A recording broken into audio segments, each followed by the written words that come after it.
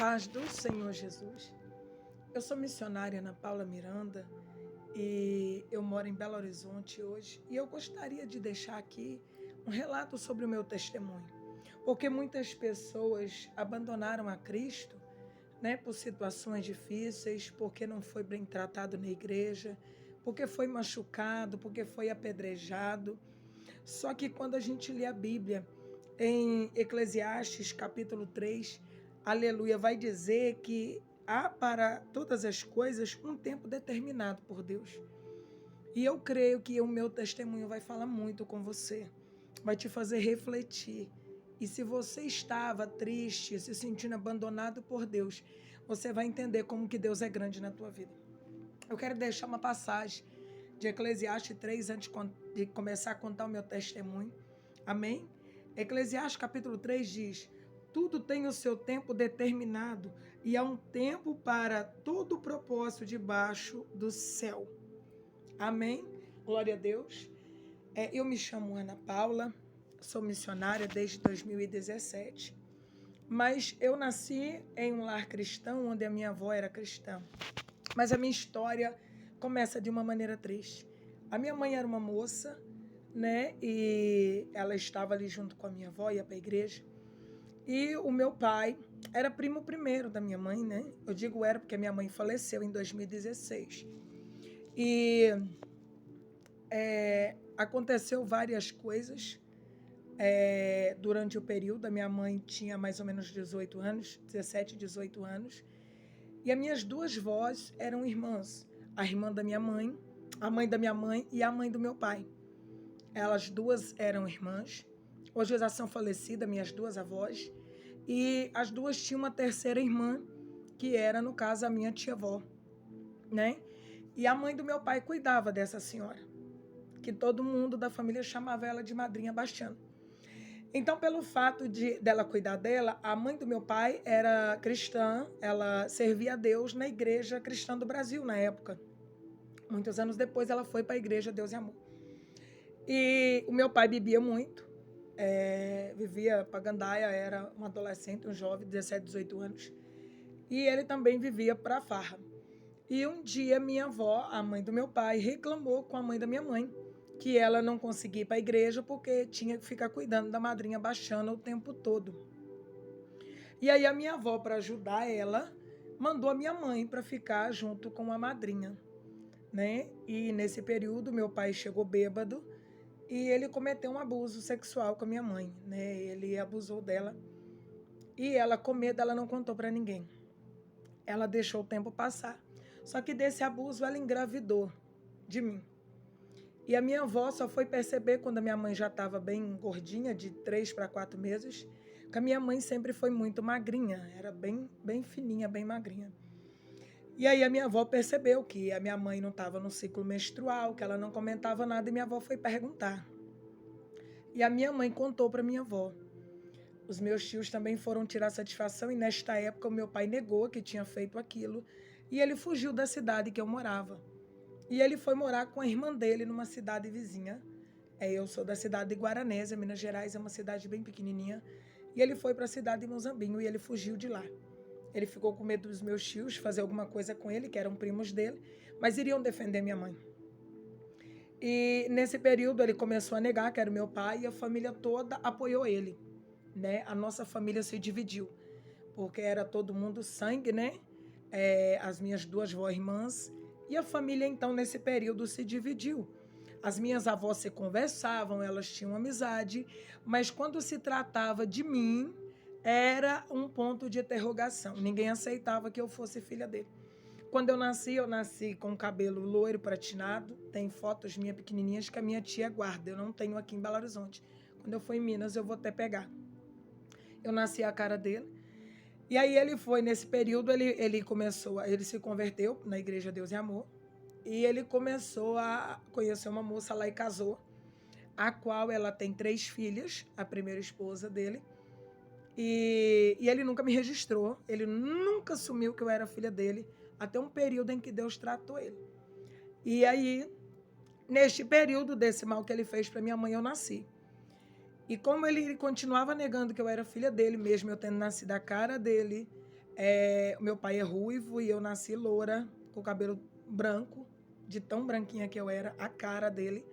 E ele continuava negando, ele dizia que eu era filha de outro, que era de um outro rapaz, que não sei o que ele não tinha nada a ver. E o tempo foi passando, mas o Senhor, ele é justo, né? E nada passa aos olhos de Deus. Deus sabe quando as coisas acontecem no tempo certo, ele tem um propósito em tudo. Eu cresci vendo este homem dentro da igreja. Ele se tornou um setorial e ele tomava conta até da igreja a qual a vovó ia. Eu fui criada pela mãe da minha mãe, né, minha avó materna. A minha mãe, depois do parto, ela nunca mais foi uma pessoa normal. Depois que ela sofreu a violência, né, que ele cometeu contra ela, e ele também negou que tinha feito, colocando como se a minha mãe fosse uma qualquer. E com isso, a minha mãe nunca mais foi a mesma. A minha mãe foi uma pessoa que foi caindo cada vez mais em depressão, depois que eu nasci. E era a família do meu pai, tipo, apedrejando ela, que era mentira, que eu não era filha do meu pai. E naquela época, minha avó deixou quieta. Quando a minha mãe foi ficando cada vez pior, minha mãe começou a ter problemas psicológicos, a tomar remédio, ela chegou até a ser internada em hospitais psiquiátricos. Tudo causado pelos danos do passado. E com isso, ele começou a viver bem. Ele queria esquecer a monstruosidade do passado. Deus, ele tem uma vida nova, né? Até pelo ladrão da cruz, né? Quando o ladrão se arrependeu. Mas quando uma pessoa, ela não assume o erro, ela não pede perdão, então não tem arrependimento. Ela quer seguir em frente sem ver o erro que ela cometeu no passado, sem assumir o erro, né? Sem corrigir o erro. E assim foi o que esse homem fez, né? E nesse período ele cresceu muito no ministério da igreja, na época da Deus e Amor. Ele era de lá, hoje ele não é mais. Ele cresceu muito, ele se tornou um pregador muito famoso ali. E com isso ele começou a crescer, ele começou a ter uma vida boa, nunca me deu um centavo, nunca me deu uma bala. Ele chegava, ele era setorial, ele ganhava muito bem. Quando ele chegava para dar Santa Ceia na igreja, que eu estava com a minha avó, que é tia dele, ele passava dando a Santa Ceia e virando a cara para mim, que era uma criança, filha dele. Eu era fruto do pecado que ele tinha cometido contra a minha mãe. Então ele me esnobava. Ele teve 3 filhas, o que ele deu para elas, ele nunca deu para mim. E nesse período ele foi crescendo. E quando eu comecei a ver aquilo, eu me tornei uma adolescente. A minha avó faleceu, eu tinha apenas 13 anos de idade. E eu fui criada pelos meus tios. A minha tia, quando a minha avó faleceu, me levou para morar com ela. E foi quando eu saí da igreja, eu tinha 13 anos de idade, porque eu comecei a passar por processos que eu não acreditava. Minha tia me levou, minha tia era usuária de drogas na época, e minha tia, ela era do homossexualismo. E ela tinha largado a mulher que morava com ela foi morar no fundo de uma casa e a mulher morava na frente. Só que foi essa moça que me ajudou. A minha tia me levou para lá e eu estava num período traumático. Eu tinha acabado de perder minha avó. Minha avó era tudo para mim, era quem tinha me criado, era quem tinha cuidado de mim. Então, eu fiquei num momento depressivo, triste. E a minha tia saiu, sumiu e ficou 3 dias fora com as amigas dela. E essa moça viu eu pelo vitrô chorando, me chamou, perguntou se tinha comida, se tinha algumas coisas para me comer lá. Ela me ajudou, era um vitrô que tinha, que dava para o quintal, que eu estava na casa, não tinha como eu sair, porque eram muitos muros, 2 portões. E aí ela deu um jeito de localizar minha tia e falou que se eu não levasse, se minha tia não me levasse de volta para a casa dos meus tios, ela chamaria a polícia, porque eu era apenas uma criança e estava ali sozinha. Minha tia me levou de volta para a casa dos meus tios. E aí meus tios começaram a cuidar de mim, da minha mãe, e minha tia pegava o dinheiro da minha mãe e ia beber, ia curtir, usar droga com os amigos dela, que a minha mãe, ela aposentou por causa da depressão profunda. E os médicos deu um laudo para ela aposentar. E enquanto a vovó estava viva, a vovó cuidava dela. Quando a vovó morreu, minha tia começou a aproveitar deste momento. Irmã dela, da minha mãe. E eu tive meus 3 tios, que eu ainda tenho, que cuidaram de mim como uma filha. Fizeram tudo para mim. Hoje você não pode confiar, né? Nenhum pai. E a gente vê tanta coisa acontecendo na televisão, nos rádios, mas os meus tios foram verdadeiros heróis. Eles cuidaram de mim. Hoje eu sou quem eu sou por eles, para honrar o nome do Senhor e para honrar o que eles fizeram por mim. Eles me alimentaram, eles me educaram, me ajudaram, seguraram na minha mão. Até hoje me tratam como uma criança. Estou morando um pouco longe deles, mas sempre peço para Deus cuidar deles. Porque se não fossem eles na minha vida, eu não sei o que seria de mim. Nunca tive apoio da família do meu pai. Nunca tive apoio de nenhum deles.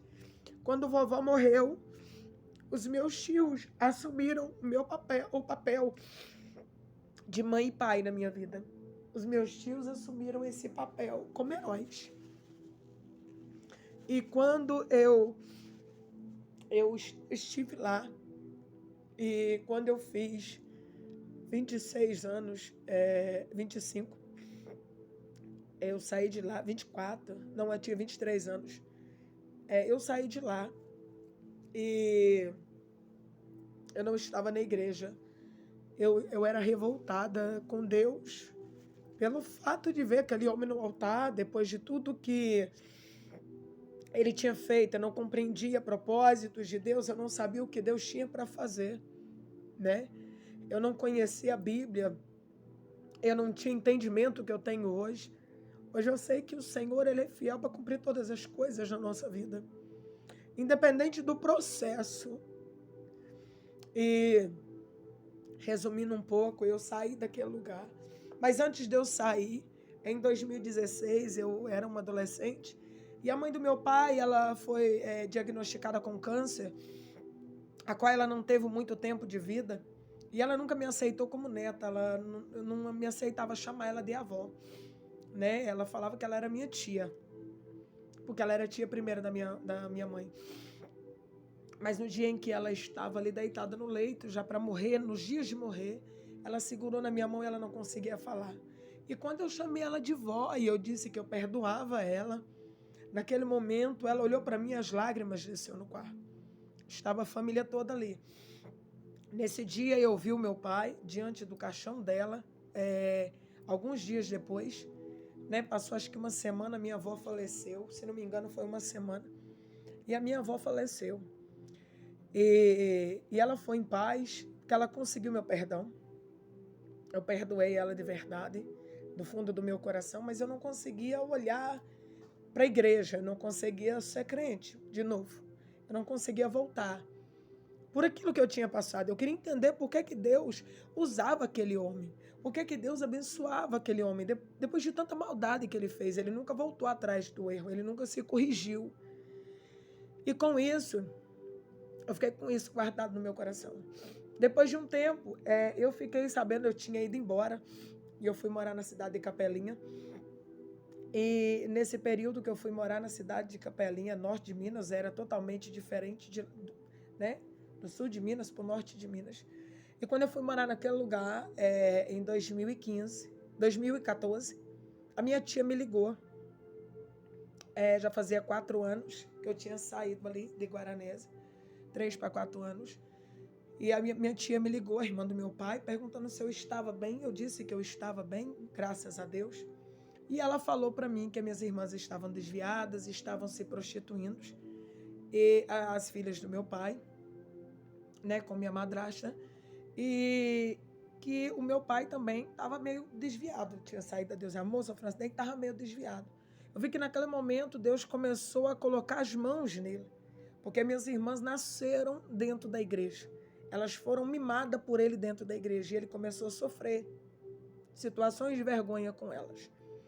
Elas começaram a pagar um preço do pecado que ele cometeu contra mim, contra minha mãe, contra minha avó, contra meus tios, que ele cometeu contra a família, quando ele negou, né, o ato que ele tinha cometido. E com isso foi se passando os anos. E quando eu era criança, o Senhor fazia várias revelações, usava muitas pessoas em profecias, até dentro da IPDA, e falava assim, hoje você diante deles, você não é ninguém. Hoje você não é ninguém, mas eu vou fazer com você como eu fiz com Davi. Do pasto, eu caminhei ele para um trono. Entre todos eles da tua família, você será conhecida. Eu vou te colocar como a maior. E não é para gloriar você, mas é para gloriar o meu nome. É para glorificar o meu nome, porque eu te escolhi como eu escolhi Davi. Mas diante das situações que eu passava, eu não acreditava mais na promessa. E eu fui vendo isso acontecer. E quando eu vi que a justiça de Deus estava sobre o meu pai, eu comecei a voltar a ir na igreja. E eu ia lá em Capelinha, na igreja mundial. Eu comecei a ir na mundial. Eu comecei a voltar a ter vontade de orar. Não porque Deus estava com justiça sobre ele, mas eu comecei a perceber que Deus tinha visto o que eu tinha passado. E a Bíblia diz que tudo aquilo que nós plantamos, nós vamos colher. E durante todo esse período, o Senhor foi trabalhando. Quando foi em 2015, o Senhor me trouxe para Belo Horizonte. E o Senhor me colocou ali perto de igrejas. E eu comecei a frequentar. Eu era afastada. E eu comecei a frequentar. Quando foi 2016, eu me reconciliei na Assembleia de Deus. Quando foi no final, ali no 2016 mesmo para 2017, no começo, eu fui para Belém do Pará e eu comecei em Belém do Pará a fazer missões. Foram 8 meses ali na Igreja Assembleia, Ministério Belém, onde pessoas me carregou no colo, onde o pastor me ensinou a ir para a sala de intercessão, onde as irmãs missionárias me ensinaram a pagar preço, a buscar, a fazer jejum. E ali com aquele povo, o Senhor me levou para ali para cuidar de mim. Então, naquele lugar eu me batizei.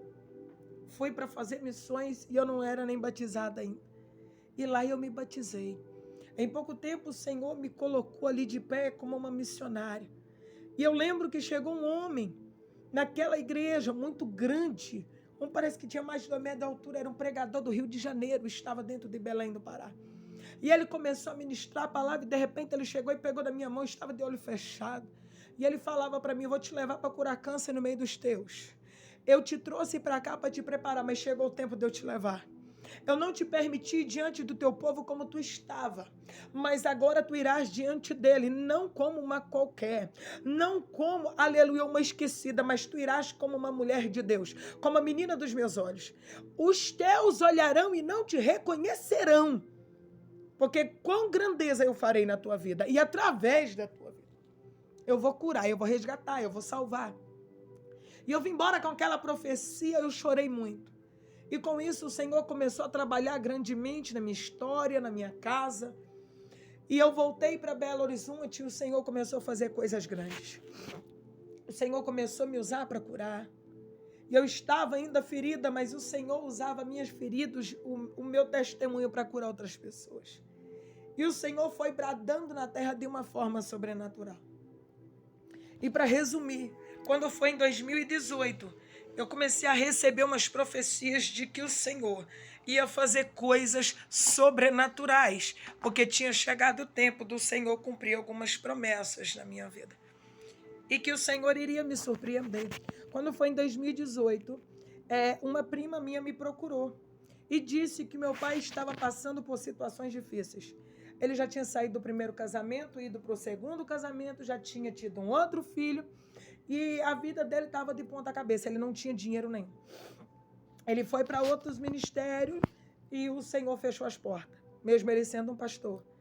E aí ele não conseguia viver mais a vida de bonança que ele era acostumado.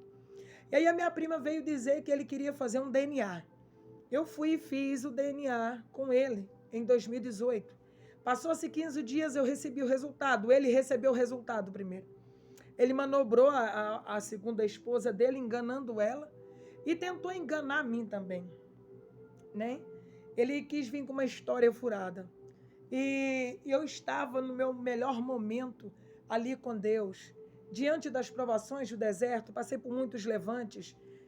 Depois desses, né, não tão graves como esse, mas passei por muitas situações, crentes se levantando contra mim, pessoas que tentam me derrubar.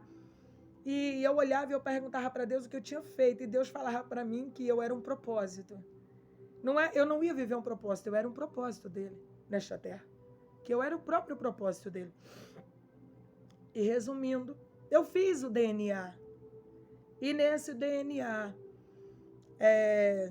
constatou que eu era filha dele. Ele recebeu o DNA primeiro do que eu. Porque na época ele morava em Brasília, no Distrito Federal. e eu morando em Belo Horizonte. Então, o exame para ele chegava com 1 semana e para mim chegava com 2 semanas. Nesse período em que eu tinha que receber, a minha família estava atrás dele para que ele falasse se eu era filha dele ou não. Mas ele sumiu. Ele não dava notícia para ninguém, porque ele mentiu a vida inteira que não era o meu pai.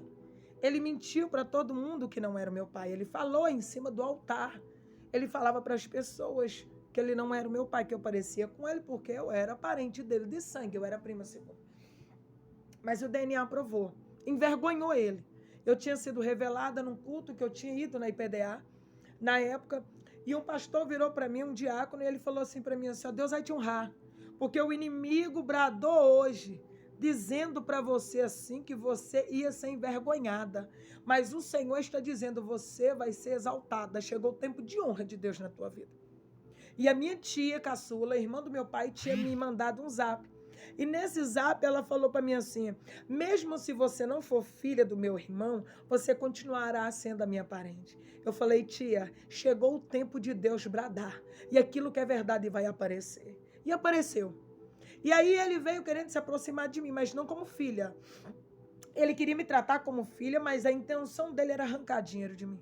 Porque a minha família falou para ele que eu era uma mulher de Deus, que eu era uma missionária, que eu morava sozinha na capital, que eu me bancava sozinha, que eu trabalhava, que eu tinha minhas coisas e que eu nunca pedi nada para ninguém deles. Então ele se interessou em vir atrás de mim, achando que arrancaria dinheiro de mim, uma filha que ele nunca deu nada, né? Para sustentar a esposa dele que ele tinha arrumado e o outro filho.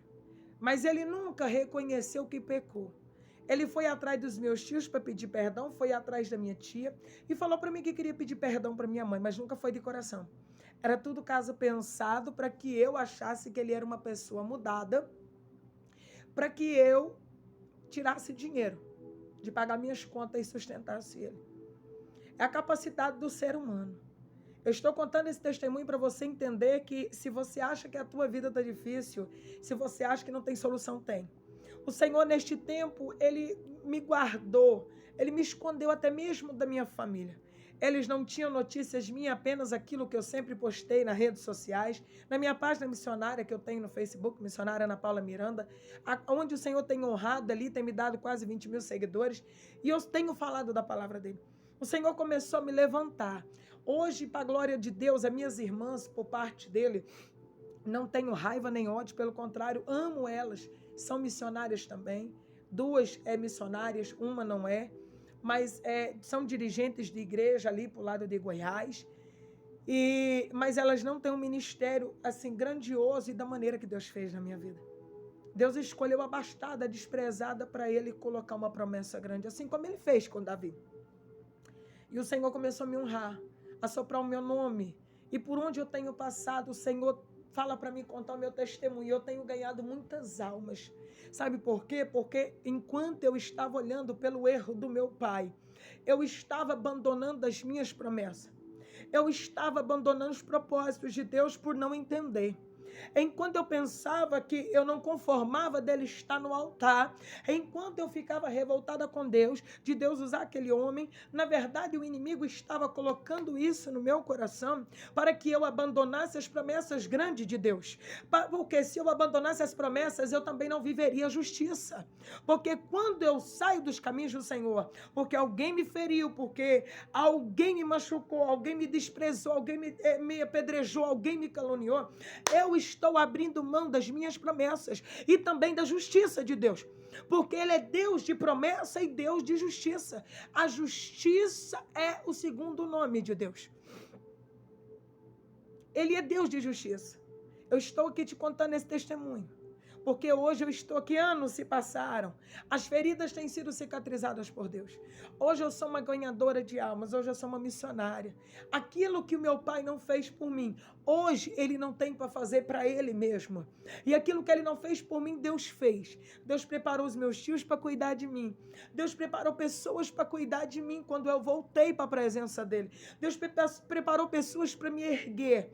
Enquanto meu pai, que era um pastor, tinha virado as costas para mim, por eu ser fruto de um pecado que ele cometeu, que ele errou. Não era culpa minha, era culpa dele. Mas ele não queria lembrar do que ele fez. Ele não tinha coragem de confessar para Deus e se arrepender. Mas isso estava o quê? Estava acabando mais comigo do que com ele. Então eu estou contando esse testemunho para você aqui, para você entender que tudo que Deus faz é perfeito. Há um propósito. Mesmo da maneira que eu fui gerada, não foi uma maneira apropriada, mas o Senhor colocou um propósito no ventre da minha mãe, que no lugar da vergonha teria dupla honra. Hoje ela não está aqui, mas o nome dela está sendo honrado através da minha vida. Hoje a minha avó não está aqui para ver o que eu estou vivendo. A mulher que eu me tornei, a pessoa que eu me tornei, a ganhadora de almas. Hoje eu sou diferente. Todo o desprezo que eu recebi da família do meu pai, toda a falta de atenção deles, hoje eu uso isso com as pessoas que me procuram. Almas têm rendido aos pés do Senhor. Aleluia, no altar por causa da minha vida e do meu testemunho. Para honra e glória do nome dele. Estou contando e dizendo para você, não desista do que Deus tem para fazer na tua vida por causa de quem te machucou. A justiça dele vem junto com a tua promessa. Preste atenção. Aleluia, na tua vida vai vir a promessa e na vida dos teus inimigos, de quem te fez mal, virá a justiça. Eles contemplarão sem você fazer nada. Não use armas carnais com quem te feriu. Não use as mesmas armas que ele, não. A arma que você deve usar é a tua fé em Deus, a tua confiança e a tua perseverança, que você vai chegar longe. E quem vai chegar diante dos teus inimigos contando o teu testemunho é o próprio Deus. Que você seja edificado pelo pedaço do meu testemunho. Eu vou gravar a parte 2. Vocês ficarão maravilhados. Não por mim, mas pelo Senhor. Aonde esse testemunho chegar, eu profetizo que pessoas serão resgatadas da mão do inimigo. Vão voltar para a presença de Deus, mais forte do que nunca. Porque a glória da última casa, ela será maior que a da primeira. Que Deus abençoe a tua vida e te levante das cinzas e do pó, através desse testemunho. Porque a palavra de Deus diz que há um tempo determinado para todas as coisas debaixo do céu. E a tua história foi escrita por Deus. Ninguém pode apagar. Viva o que Deus tem para a tua vida. Não deixe que as coisas do passado impeçam o teu futuro brilhante na presença de Deus. Deus abençoe a tua vida, em nome de Jesus.